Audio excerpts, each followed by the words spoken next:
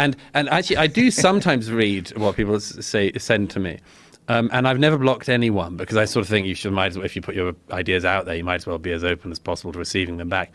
Some time ago, when I got into a row with the Turkish president about something, I got all these Turkish sort of accounts sending me stuff. There was one guy who just repeatedly sent me pornography of animals having sex with. So I don't know. It was very hardcore. And so I used to go down the feed, and there was that guy. And I didn't even block him, actually, because I sort of thought, well, somewhere in Turkey, he's a really angry man, desperately finding horse pornography to send to me.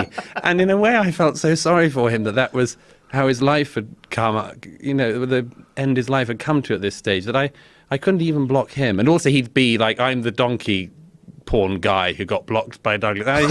He'd get a certain fame. What was his motivation for sending you this stuff? It was because, well, the short story is a couple of years ago, the Turkish president tried to get the German chancellor to imprison a German comic for a very rude poem he'd read on air on German television that was insulting about the Turkish president.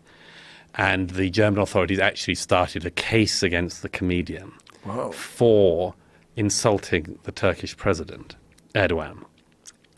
And I decided to launch an offensive poetry competition to offend the Turkish president.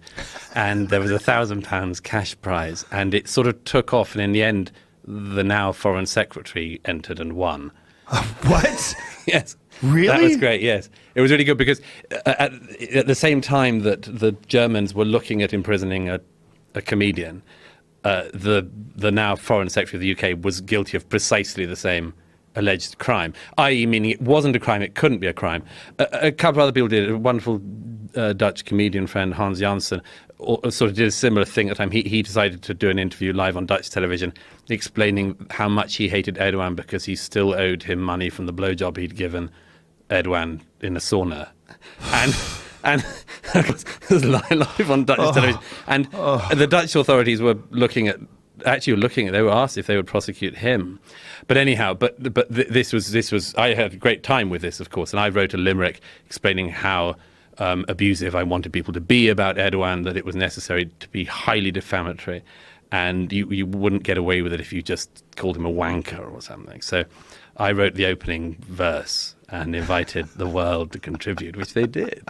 And it became, among other things, the highest paid poetry competition in the world. If like me, you wrote a limerick, just 5 lines, this is £200 a line. I mean, no poetry magazine could pay you for such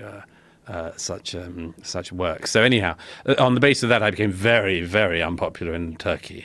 And there were many pieces talking about how this gay, atheist, terrible Erdogan hater in Britain was exactly what we were up against. So him and his poems.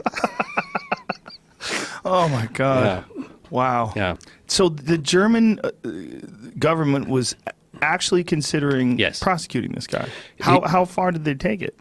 He was taken in for questioning, I know. He had to retain lawyers.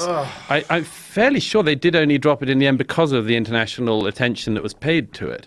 There was this law on the books that still said, it was a lèse-majesté law about offending foreign rulers. And he had done it for such an important reason as well, which was to say, we in Germany should have the right to be rude about Erdogan, particularly Erdogan, who, was promoted from mayor to prime minister, now to president, wants to be sultan. He's a very bad man, locked up more journalists per capita, I think, than any other country in the world, other than China, which I don't think we can get the stats on.